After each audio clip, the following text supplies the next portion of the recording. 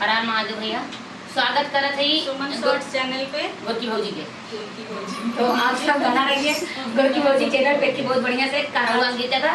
ये गाना बहुत पुराना है, बहुत लहरेदार गाना बा, तनी प्यारा से बात है। तो देखिए राम राम जय श्री राम हर हर महादेव। अरे यही झूलनी के चनिया वाला मधुपा हरिया मनाया हो, यही झूलनी के चनिया वाला मधुपा हरिया मनाया हो, दुपहरिया बिताइला दुपहरिया बिताइला हरिया बिताइला दुपहरिया बिताइला, यही झूलनी के चनिया वाला मधुपा हरिया बिताइला।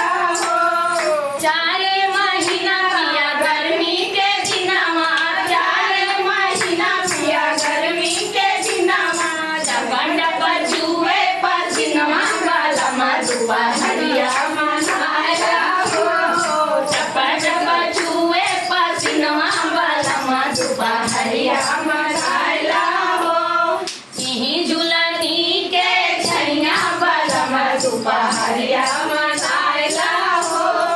4 महीना राजा बरखा के दिनावा, 4 महीना राजा बरखा के दिनावा, चप्पा चप्पा चूहे महलिया वाला मधुपा हरिया मनाया हो, चप्पा चप्पा चूहे महलिया वाला मधुपा हरिया मनाया हो, यही झूलनी के छैया वाला मधुपा हरिया मनाया हो।